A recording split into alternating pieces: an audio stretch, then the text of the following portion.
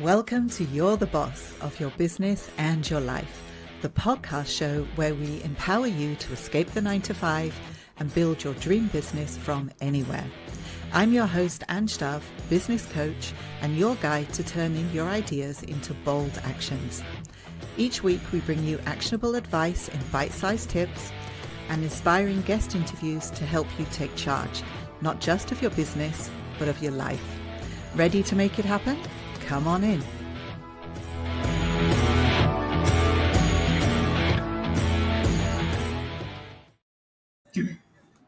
Okay, welcome to the next episode of Be the Boss podcast. I'm so excited today to have Saahil Mehta joining us. So let me just give you a quick introduction of who Saahil is, and then we'll get on to talking to the man himself. So Saahil is a global citizen, a serial entrepreneur with businesses across 2 continents. He's an author, a keynote speaker, a success coach for leaders, and a passionate mountaineer. I'll be asking him more about that later. So as an entrepreneur juggling multiple roles, family and passions, Saahil is the quintessential leadership voice today who shows fellow ambitious leaders how to actualize their potential and enjoy a zero regret life for the ultimate peace within. So again, we'll be exploring that zero regret life concept with him later on. And Sahil's unique brand of conscious leadership wisdom inspires ambitious leaders of the world to aspire for holistic success, one which has an optimal balance of scaling your summits faster, leading to healthy lifestyle and enjoying wonderful personal and professional relationships.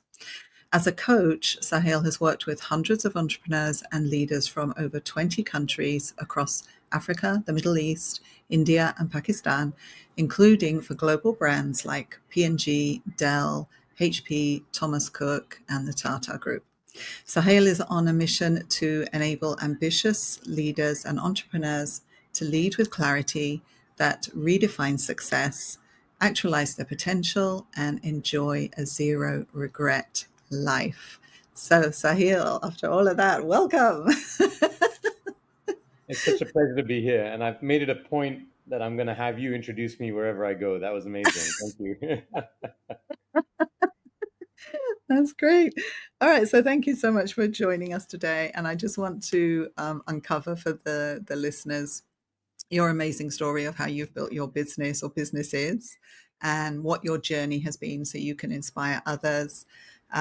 Give some advice about leadership so that people starting their business can start off on the right foot. And we'll get into some of your concepts as well for your coaching and things like that. So I know that you're in the hospitality space, and also you run a family business in diamond trading, right, as well. And you're also running a leadership coaching business, and you're a public speaker as well. So just tell me a little bit about how all of that happened, first of all, so we have a background to you. Well, as you've mentioned, one of them is a family business. My father started that business, and he actually started at the age of 54, if I'm not mistaken, or 55. Okay. Now, some people may go, "Whoa, that's quite late." But he was working in a company, and he reached the retirement age, Right. and he said, "Nope, I'm not going to retire. It's okay if the policy says I can't work here, but I'm going to continue working." So that's when he Fantastic. started his entrepreneurial journey. So it's never too late, right? That's the key Yes, message. I mean, if someone can start at 50 ex- plus, then anyone can, right? exactly. Yes, exactly. I love that story. Yeah. And when he started that business, I guess, as a son, I felt I should be there to support him and help him. So he was really the forefront. I was just kind of in the behind the scenes as a support for him, just to make sure that Mm, there wasn't too much stress. And there were mm, certain parts of the business which maybe he wasn't so keen on and wasn't mhm, doing in the past. I would mm. support him in that manner. Okay, nice. Apart from that, I had this inner desire to start kind of something on my own. Mm-hmm. And my first entrepreneurial journey was we started this company where we were making air conditioning systems more energy efficient. Mm-hmm. Hence, you would save on your electricity bills. And Right. we were doing this in the Middle East where they're using air conditioners a lot just because it's Yeah. pretty hot throughout the year. So you Yep. think that it would be a raging success. Uh, However, it ended up being a failure, Okay. and lots of learning lessons from that. But Mm. one of the biggest lessons that I learned is that my co-founder, who was the majority shareholder, when things are going great, we were very much eye to eye. But I guess we didn't have those in-depth conversations of what if scenarios. Right. Okay. And as a result of that, when certain things happen, we just didn't see eye to eye at all. And I felt Oh. a big reason of why this company did not succeed is Mm. because there was a problem at the top. Mm. Between the two Okay. of us, there was an issue. And I'm not going to point fingers because, Mm. it takes two hands to shake. Mm. However, it was a big learning lesson for me is that make sure that in any partnership moving forward, make sure you have those discussions on what if scenarios, just so you can see, Hmm. are your core values aligned, um, Yeah. are your belief systems aligned, and if not, it's a good idea to discuss them now so that Right. should the event happen, you can manage it. But anyway, that didn't work out too well. And Okay. then the next one, which is in the hospitality space, the chief operating officer of the first business actually came to me and said, look, I have this other opportunity and I used to work in this space before, and we Mm. gelled really well. Mm. And he said, listen, why don't we start this business in the Middle East for this company, as in representing a company from the US. Yeah. This time round, learned the lesson, had those had those conversations that we needed to have, and Yeah. we had similar core values. Obviously, they're not going to be Nice. exactly the same, but we saw eye Yeah. to eye. And this Hmm. time round, I made sure that I guess another learning for me was make sure that when you invest money, you have some sort of control and you're not just Mm. leaving control to someone Mm. else. So I made sure Hmm. the way that the shareholders agreement was done, that I had a lot more Mm. say in the company as well, should anything go Right. south, to protect Right. myself. So that Okay. started in 2009 and Hmm. still, chugging along today. And Mm. at some point, I mean, the business is doing good, but it's not doing Mm. wonderful. So at some Right. point, I realized it wasn't the best use of my time, Right. and I transitioned the leadership to my co-founder, who's now running the show. And I have to Mm. say, since he took over, things definitely started to get better. It's kind of one of Mm. the humbling experiences where you think to yourself, "Oh, I'm pretty good at this," and then you realize, "Hmm, maybe I wasn't." Right? Well, talk to me a little Someone bit else could about do that it. because Someone I else think could do it that, better than me. yeah, just discuss a little bit about that because I think that's useful for people to know when you're starting a business, especially when you start off by yourself Yeah, and then you start to bring a team in. Um, the trap I think a lot of people fall into is they don't delegate, yeah. and then all sorts of problems can happen from there. What advice would you give to people around delegation? So I'm going to split this into two parts. Hmm. One is with me and Shane, my co-founder. Hmm. He was the one who had more experience in the industry prior to starting the company. I was Mm. the one who had put in more money. Now, Okay. just because of that, we came to the conclusion mutually that I should be the one, number one, and he should be number two. Right. Initially, it was just the two of us. We were the accountants, we were the salespeople, we were uh, the cleaners, the coffee folks. I mean, we did everything. You And wear as all the the company, hats. yeah, exactly. And as the company started to grow, we were hiring people in various positions. Right. But there was one thing that he understood much better than I, Mm. which were the people, our Mm, mm, clients. mm, mm, mm, mm, And so I mm. feel that sometimes he might have caved into a decision just because I was more in favor of it. And he said, oh, Right. Sahil put in more money, so perhaps we should go with that.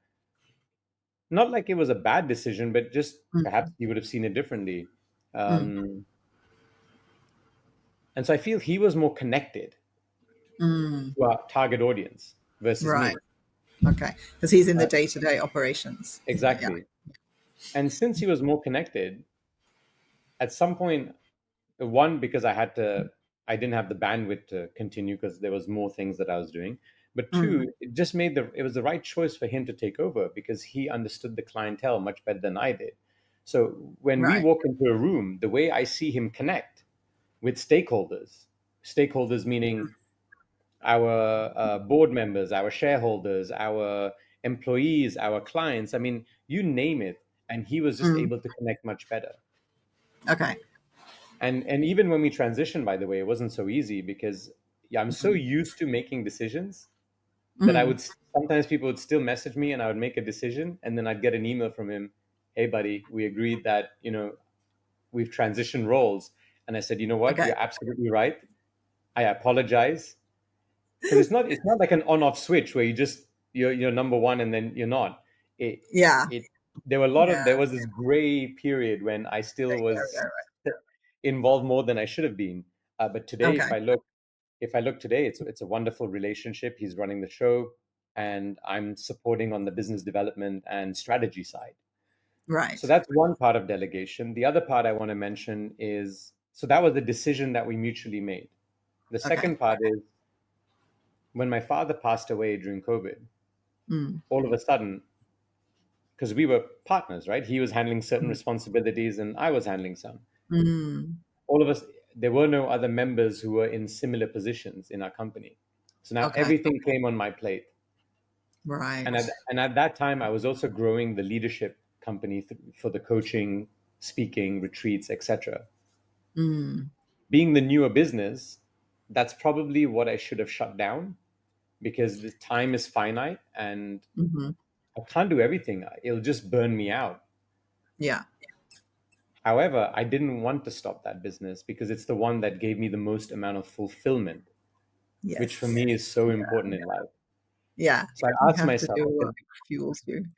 absolutely. So I asked Mm. myself, I said, Sal, what are the decisions that only you can make or you're really good at making? Right. And what decisions can others make or you're not so good at making? Mm. And Mm-mm-mm. so when I made this list, I realized I was getting myself involved in many things that others could potentially do. Mm. And the only way to continue to run more than one business was I had to empower, Mm. educate, Mm. and delegate. And so I Mm. started to do that. And I'm not going to lie and say it was easy because in the beginning they would make mistakes and sometimes it was costly, lost money as well. Yep. However, Been there. I learned Mm. through my mistakes Hmm. and I had to give Mm. them that space to learn through Hmm. their mistakes. But Yes. fast forward till today, oh my goodness, it's a game changer. I That's fantastic. I realized I was getting involved in too many things that didn't need my input, and it was Right. just creating a bottleneck and wasting Yes. time and all sorts of other things. And now everything's running more efficiently. Results are greater than they've ever been. But yeah, it was definitely there was a bit of a dip, and then it started to go up. Fantastic. Yeah, I would say that's something people have to watch when they start a business is make sure when you get a team that you are delegating, you're not doing it all yourself. And I think also understanding, because I had the similar kind of thing as you did, where someone made a mistake and it cost money to the Mm. business. And when you have a system in place, when you have your SOPs, your standard operating systems in place, and staff are following those systems, then that leaves room for you not to blame them for doing something wrong. It's if they're following the system, then what you need to do is tweak the system so that it Mm. doesn't happen again. So it's an ongoing, ever evolving process, right? When something happens and you didn't foresee it and then it happens, now you can make changes and make sure it doesn't happen again. And then I of love course, what if you they're not said. following, ah, Mm. yeah, go ahead. I said I love what you said. It's a living document. It's not Yes. static. Yeah. Yeah. And you can't foresee everything, and then it's suddenly when something happens, it's, okay, right, we have to change this, right? So that's good.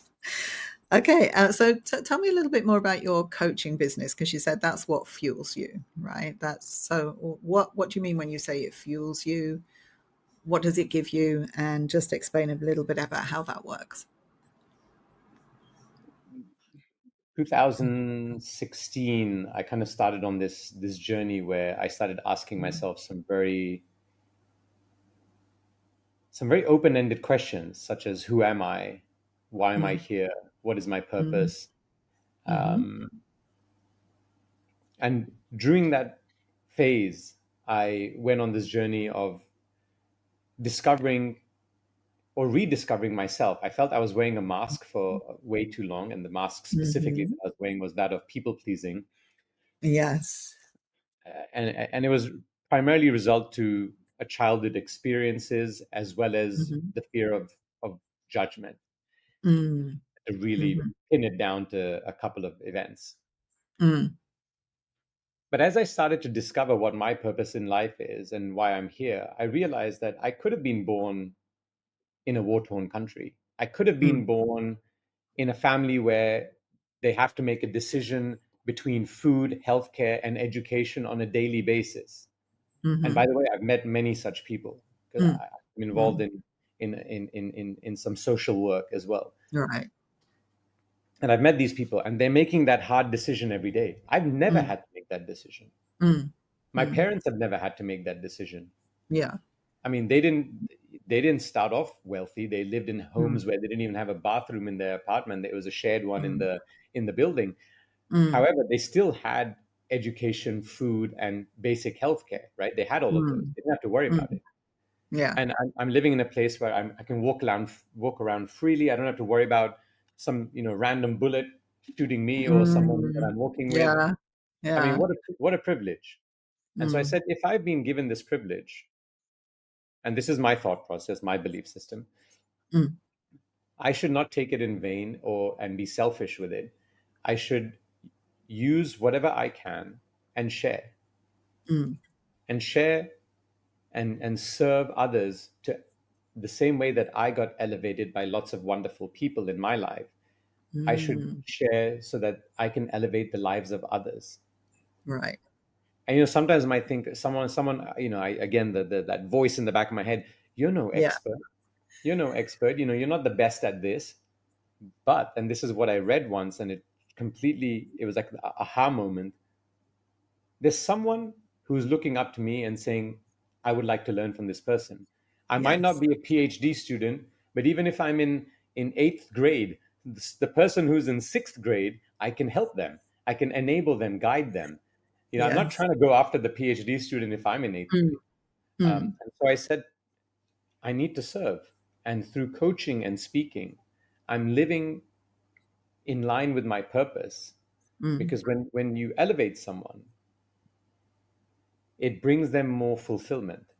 Yeah. When it brings them more fulfillment, it brings more inner peace. And Yes. my purpose in life specifically is to spread the message of nonviolence. Nice. So by having peace on the inside, that's what you start to give out, and that's what you attract in your life. And so Nice. and when I work with leaders, Mm. they can then share these tools with their team members and Mm. elevate them. So you have this amplification that's happening, that ripple Mm. effect. Mm. Nice.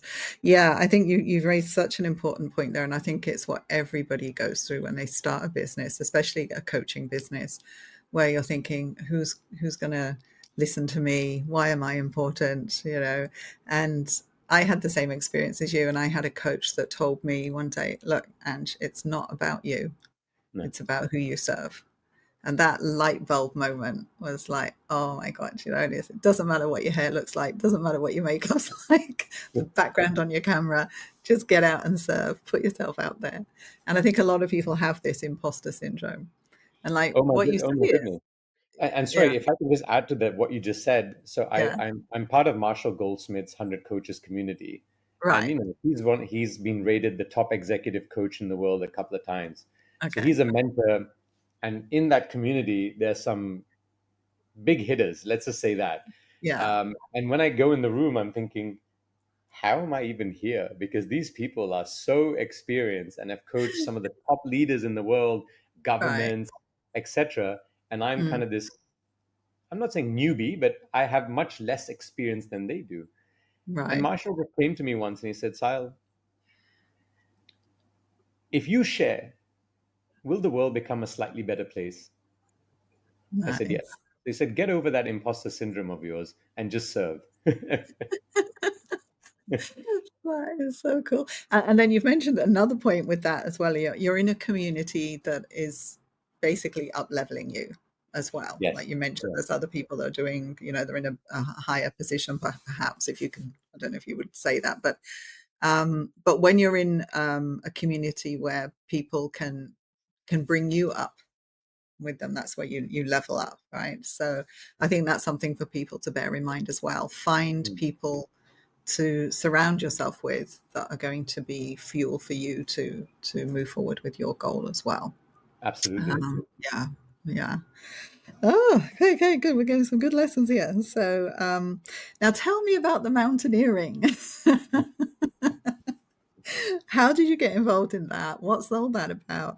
And then, what lessons from mountaineering do you apply to your business and your coaching and how you help other people?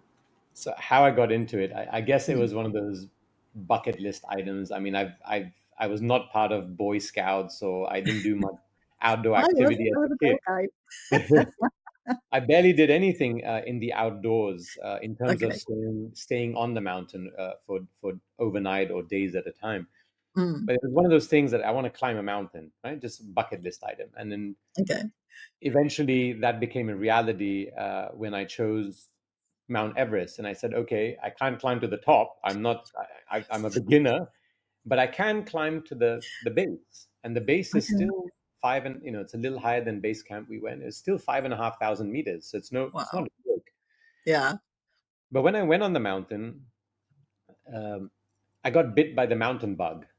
Okay. And yeah, and since then, I have this disease that just keeps me wanting to go back.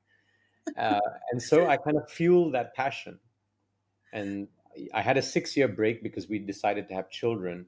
And once the kids were of a certain age, because my wife and I have done all the high altitude mountains together, Oh, we okay. started again. And then we went for the tallest in Africa, the tallest in Europe. Then we Nice. climbed our highest ever one that we've done, about 6,300 meters in Peru. And so we Okay. continued. Wow.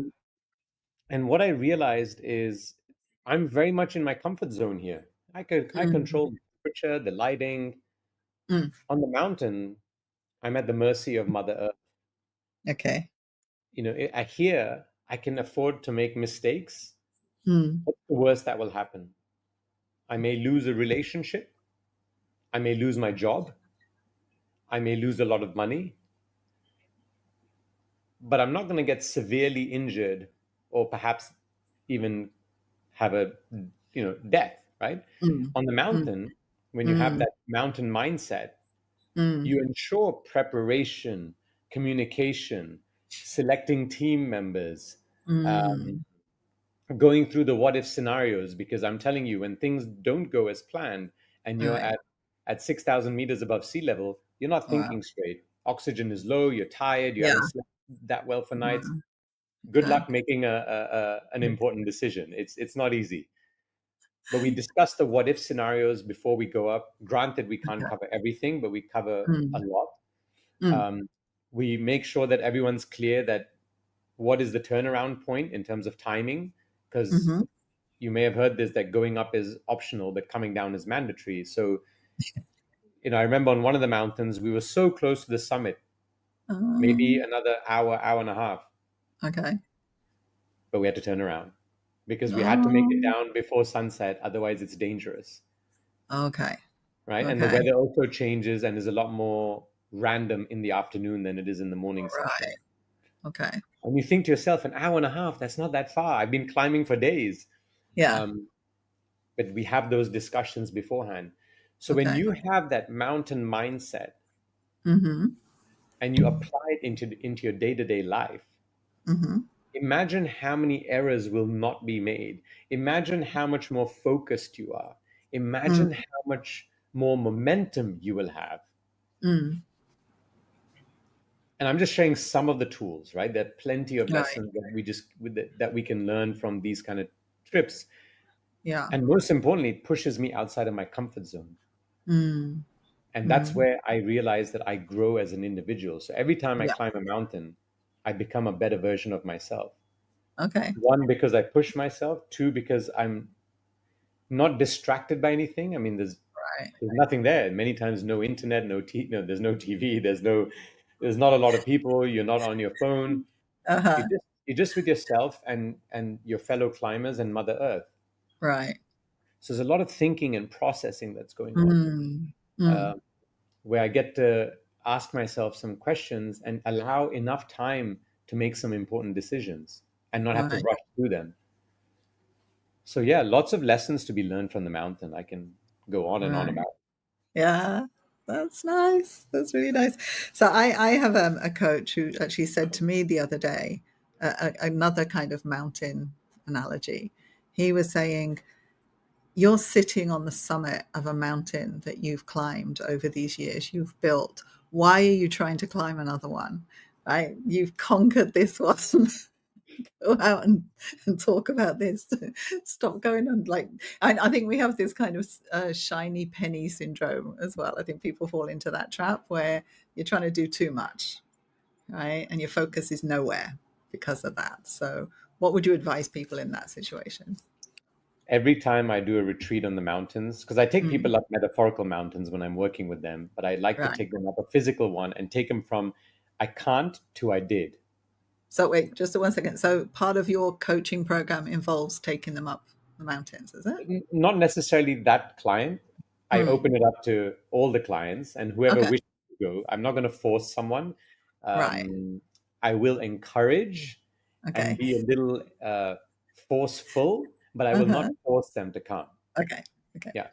And as I'm taking them up and I'm taking them from I can't to I did, Mm, um, mm, I love what you said because I always have one day mm.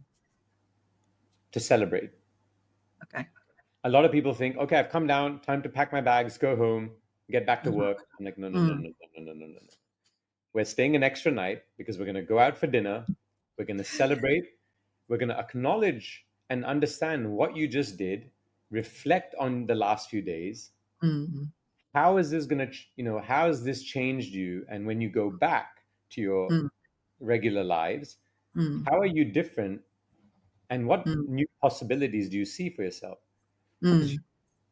it's like I've climbed this mountain. What's the next one? What's the next one? No, but you haven't let it simmer in. You haven't Yeah, absorbed all that you've achieved. You've not celebrated with the people that you've gone up. You have yeah, to take that pause. yeah. I love what your mentor told you. Um, and the other thing that one a very important lesson which I forgot to share with you is as we're climbing up these mountains, I'm Mhm, also constantly asking these people, as you climb your metaphorical mountains, what mm, excess baggage are you carrying with you that's mm. slowing you down? Right.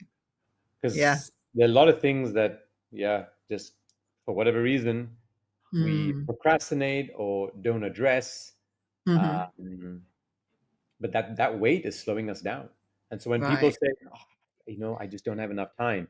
Well, guess what? When you reduce the weight, you climb faster, you open up time. Yes, I love that. Reduce the weight. So you're talking about rocks in the backpack kind of thing, right? Hmm. Yeah, yeah. Yeah, that's a really important thing. I think we again, it's so sometimes we try to make things too complicated when actually it could be a lot more simple.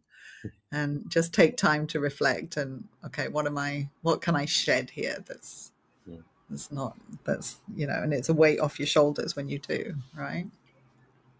So mentioning about what you said about when people are on this journey and they go from I can't to I did, and so now they're at another level. They've realized, okay, there's so much more that they can do. How do they keep that momentum going? Because it's so easy to slip back. How do they keep it going? That's lovely questions. Mm, There's two ways that we do it. The break free framework that I've developed, the third hmm and final step is actually momentum. hmm And in momentum, one we have a WhatsApp group, so everyone's kind of updating each other. hmm Even if you fall back a little bit, when someone hmm shares an update or a message of a change in their life, it kind of propels you forward again. You think, "Ooh, yeah, reminder. Yeah, They did yeah, this. I want to share as well. yeah, What are the changes going on? Oh, not much has changed. Let me get on that bandwagon." yeah. So that's one way, but the Mm, more effective way is through through accountability. mm, And that can be hmm done by the self, hmm or it can be done using a friend or a colleague, etc., hmm where you hmm announce to them something you're doing, and then you have a check-in that's happening on a Yes, frequent basis. So let yes. me give you an example of both. for the self accountability, I actually have something which I learned from Marshall Mm. is daily questions. So Mm. I have this spreadsheet where I ask myself, and I go on there every day, and I Hmm. answer about 9 or 10 questions. Okay. It takes me maybe a minute, so it's not Hmm. really time consuming. I just have to get it Mm. done. Mm. Mm. And it's hard sometimes because I have to be truthful to myself. And sometimes I'm giving myself a low score because I just didn't do it and it hurts. Uh-huh. Uh-huh. But by reminding myself every single day, or as much Uh-huh. as I can possibly do, Right. even if I do it 80% of the year, that's still a wonderful result. Mm. It's front of mind. Mm. And so I'm thinking about it every single day. Right. Now, luckily for me, I have it. I have a reminder and all of that stuff. In fact, Yeah. I'm developing an app for people which will not cost any money, where it will remind them through notifications. Nice. Okay. But Marshall was telling me, he goes, Sile, I came up with this concept, and I Mm. pay someone to call me every day to ask me these questions and record my answers because I know I'm not disciplined enough. It- you know and I love Uh, his humility, and when he told uh-huh. me that, I said, if someone who comes up with a concept can't manage it themselves and needs someone else to hold them Uh-huh. accountable, Yeah. there's nothing wrong in having an accountability partner. Oh, And then of other course than not. that, I have a group of people that I meet on a monthly basis, Mm. some other entrepreneurs Mm. who very successful in their own respective ways, Hmm. and I share with them, this is what I'm going to get done by next month. Right. And so guess what, when we meet the following month, they're asking me, and by the way, because everyone says ego is bad, everything has two sides to it. This is when Yes. ego is very good, Good. because as an Yes. ego, I make sure I get that done. Otherwise, I have to face 7 other entrepreneurs and sit there and sulk or have them point fingers at me because I didn't do what I said I was going to do. They're not That's, judging me; yeah. they're just reminding Yeah. me that, Familiar with that. hey, buddy, you said you were going to do this and you haven't done it. Yeah. One time Yeah. is okay, but the second time that happens, you feel terrible. So ego can serve you in many positive ways as well. This is one of Yeah. them. Yeah. I agree. So I like what you said about this Marshall admitting that he has to get someone to call him, right? Yeah. So I think it's important that you know who you are, you know what you're like. And I think one of the parts of being a boss as well is that you have no one to answer to if you don't find that community to answer to, right? So you have to find that community. And if you're not the kind of person that can be self accountable, because it's easy to make goals and nobody knows about it. So it's okay, I'll do it tomorrow, right? So if you know that that's who you are, you've got to find some kind of community that you're going to be answerable to, right? To get you going. And I'm in a community where we have kind of a leaderboard. Hmm. So that adds like a level of competition, and it's kind of like ego as well. It's like, oh, I can't be slipping down here. I've got to keep going, right? So it does hold you accountable. So yeah, I love all of that. All right. So, just as a closing out on this, first of all, is there anything that you want to talk about that we haven't spoken about today that you think would be useful? we I would like to add that when I went on this journey, Mm. I'm not going to pretend or lie and say it was easy. Mm. Mm. Whenever you're climbing your metaphorical mountains, a Mm. mountain is never going straight up. Yeah. It has its Yeah. peaks and valleys. Mm. And the peaks are lovely. I mean, they give you a lot of momentum to keep going. The valleys, some of them can be very, very, very dark. And I had Yeah. to really face some of my inner demons. Mm. Mm. And in one particular case, and without going into too much detail, Mm. I was evolving at such a fast pace when I Mhm. was on this inner journey. Mm. And we had young kids. My wife and I weren't at the alignment that we had, just Mm. over time would just Mm. get further and further. There was no alignment. We were so far apart. Right. Mm. And it's not like anyone did anything wrong, but we were Mm. so disconnected. We were Mm. questioning our marriage. Mm.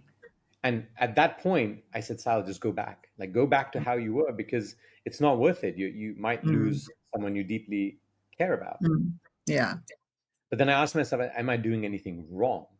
Mhm. I'm not cheating. I'm not gambling. I'm not, Mm. uh, you know, abusing. I'm Mm. not taking drugs. I mean, I'm Mm. not doing anything that's wrong as per Yeah. what, societal norms, Illegal. if you want to call it Yeah. that. But I realized that we were so disconnected Mhm. that, and we were arguing all the time as a result. And then I just asked, Mm. I said, listen, do you want in? Do you want this marriage? Mm. I'll go first. I do. And I'll do whatever it takes to get it right. And Nice. she said, I do. And finally, we agreed on that one thing, because we were disagreeing on so many things, but we Okay. agreed that we want to climb the same mountain. Then it was Okay. just a matter of aligning ourselves and finding that Mm. those paths that would help us to get there. And Mm. so Mm. we, there was a lot of communication where Mm. we created a safe space where we could openly share and not Mm. be worried about judgment or the other Mm. person yelling, or et cetera, et cetera. So we kind of had, we Mm. designed our, it's rules of engagement, if you want to call it that. Right. Okay. Yeah. And that brought us much closer together over time. And today we Mm. have a wonderful relationship. That's good. But, and this is the but, is it was so easy for me to turn around and go back. It Mm. required a lot of Mm. courage. It Mm. required a lot of humility, and Mm. it required a lot of self love Mm. to get through those dark moments. Mm. And so I just want to Mm. share with the audience that it's not always going to be easy. Mm. But if you truly believe what you're doing is the right thing, focus on the outcome rather than Mm. your current situation, Mm. that your desired outcome, because that's Right. going to give you the strength you need Mm. to get through that dark valley. Right. And I think as well, like a kind of a balance where you can in life. It's not all about the business. You've got to take time to be with family and give them attention as well, right? So this is something that I fell into the trap of as well. That I found the business at one point just completely, totally all consuming. And it was Mm, all I was doing every day. If I was awake, that's what I was doing. I had very little sleep. I was still working, right? And sometimes you've just got to, as you say, take a step back and kind of look at it from like a, I don't know, a fly on the wall type thing, and just be detached and ask, what am I doing? What is my life? You know, just take a check in and what mm. is my life? Is this what I want? Am I really doing the right thing? Right. And then because you hear so many stories of people that strive for something for so many years and they get to where they thought they were going, and then they realize it wasn't what they wanted all along. Right. May I share a quick story on that? Yes. One of my clients, and obviously there's confidentiality, so I don't mention Yeah. names or industries or Sure. anything, but one of my clients Mm. was a little upset that one of his expansions in his business kind of fell flat on its face, Mm. and the client ended up losing money. Right. And so I asked the question, I said, share with me what life would have looked like if that new business unit succeeded. Uh-huh. And so the client went through it and then realized, hey, actually, this is a blessing in disguise, because that Mm. success would have taken away from a lot of things that were going very well in their life. Okay. And that success would have increased the level of anxiety significantly. Mm. So Mm. sometimes when we look at success in one area, we also have to ask ourselves, how is it impacting the other areas of our life? Yes. And it was so Yeah. profound, because from the beginning of the coaching session, when he was upset, to the end of the coaching session, where it He was completely turned grateful. around. Yeah. Yeah. Um, because Mm. success has to be, it's not unidimensional. It's not just work. Mm. It's so many Mm. other things. And it's Mm. so important to understand what it means to you. Yeah. Because success in one area of your life could mean a lot of negative things in other areas of your Mm. life matter as Mm. well. Yeah. Yeah. It could be part of it is maybe he subconsciously self-sabotaged Mhm. himself, you know, because he knew he didn't really want it. He didn't consciously know, but Yeah. Very maybe. possible. Uh, Okay, so thank you so much for your time today. It's been an absolute pleasure having you on, and it's just such an inspiring conversation. And we talked earlier about you'd be able to give some kind of gift to the listeners. Is there anything that you can leave with them that they can find out more about you and contact you? Absolutely. So to get in touch Mm-hmm, with me, it's very mm-hmm, easy. You can access me through social media or mm-hmm, my website, which is just mm-hmm, www.sahil, that's SAAHILMEHTA.com. That's my name. mm-hmm, And mm-hmm. my email is just sahil@sahilmehta.com. So drop me an It's email if easy. you'd like to get in Yeah. touch as well. Okay. In a little gift for the audience, there's and I haven't decided the final name for it, but it's a peak performance quiz in order to live a zero regret life. So Nice. it's just a quiz you can take. It Mm. will ask you a bunch of questions, you answer them, and you'll get some rating, and Okay. that will propel you on your journey to live a zero regret life so that you can have more inner peace. Okay, I like that zero regret life. So what you're saying is by the time you get to the end of your life, you will have done what you plan to do, or you've just lived the life without Yeah, regrets, right? it's let's not wait till the end of our life, but Mm, let's start preparing from now. mm, Um, mm. Again, it's a journey, but let's start with the potential big regrets, and then Yeah, work our way forward. nice, nice. Okay, so I will put the links to all of that around wherever this shows up so that people can access that quiz as well.